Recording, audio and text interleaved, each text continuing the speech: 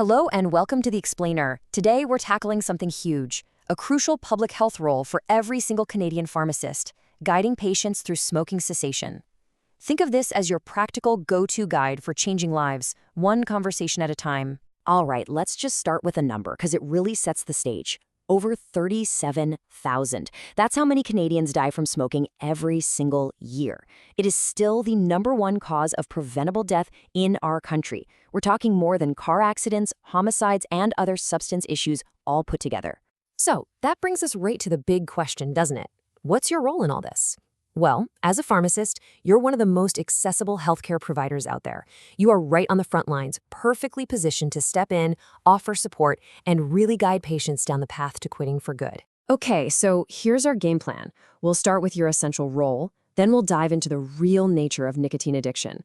After that, we'll look at how to assess if a patient is ready, then get into the nuts and bolts of crafting a quit plan, and finally, we'll talk about monitoring for long-term success. Let's jump in. First things first, let's talk about our role. Because, it's so much more than just dispensing these days.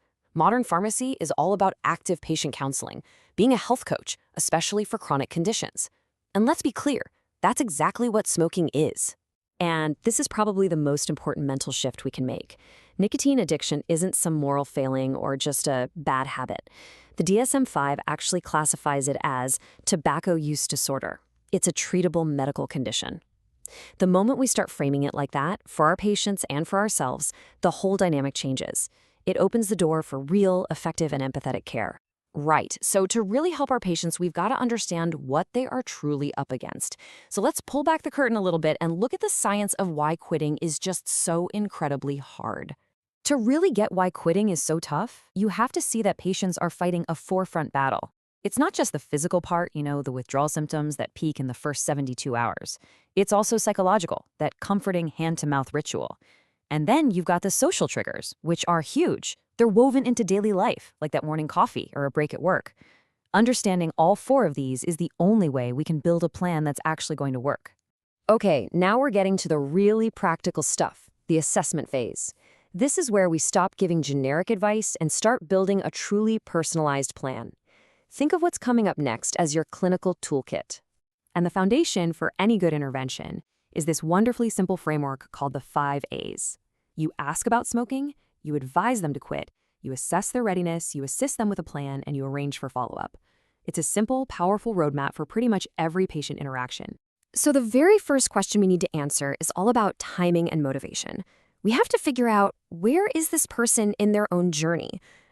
Are they even thinking about quitting, or is it completely off their radar? And the Stages of Change model is the perfect tool for this. It helps us meet patients exactly where they are. Because let's face it, the conversation you have with someone in pre-contemplation is totally different from someone in preparation. Figuring out their stage is the secret to giving the right support at the right time. Okay, our second big assessment question digs into the biology of it all. Just how strong is nicotine's physical grip on this particular patient? The answer to this is going to directly shape our recommendations for therapy. To figure that out, we can use the modified Fagerstrom scale. It sounds complicated, but it's really just a simple quiz to measure nicotine dependence. And here's the clinical pro tip. If someone scores a 6 or higher, that's a really strong sign that they're going to need some form of pharmacotherapy to be successful. It just takes the guesswork right out of it. All right, so we've assessed their readiness, we've figured out their dependence level, now we get to move into the assist phase. This is where the magic happens. We combine our counseling strategies with the right medications to build a really solid quit plan. And our counseling has to link right back to those stages of change. So if a patient is in pre-contemplation, our job is just to ask questions and listen, not to lecture. But if they're in the action stage, our role completely flips to being their biggest cheerleader. It is all about tailoring the conversation. Now, when it comes to medication, it basically boils down to 2 main categories. You've got nicotine replacement therapy, or NRT, that gives the body the nicotine it craves without all the other nasty stuff in smoke. Then you have non-nicotine options, which work on brain receptors to actually reduce cravings and withdrawal symptoms from a different angle.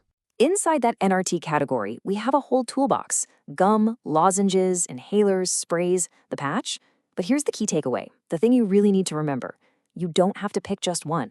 In fact, combination therapy, using a long-acting patch for all-day control, plus a short-acting form like gum for those sudden intense cravings, is often way more effective.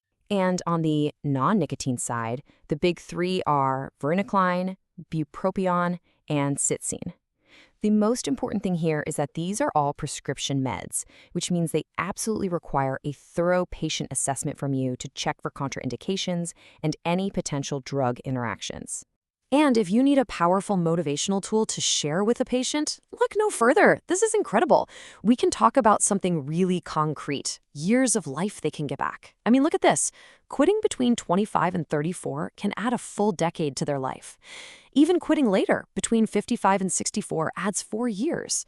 It's just such a powerful way to show them it is never, ever too late to quit. And that brings us to our final step, the arrange part of our 5 A's.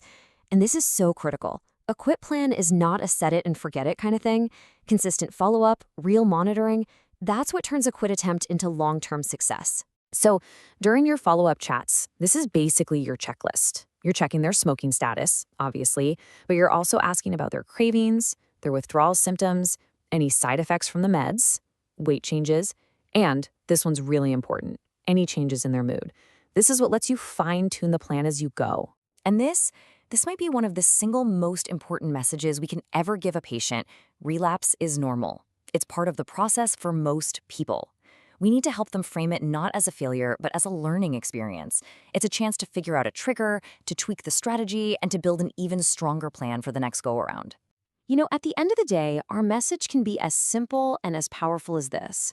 Just acknowledging how hard this journey is, while clearly positioning ourselves as a committed partner in their corner, that is the heart of effective care. That's how you build the trust that gives someone the courage to try and to keep trying. So we'll leave you with this final thought. When you have this kind of structured approach, from assessment all the way to long-term monitoring, your very next conversation about smoking could be the one that changes a patient's life forever. The only question is, are you ready to have it?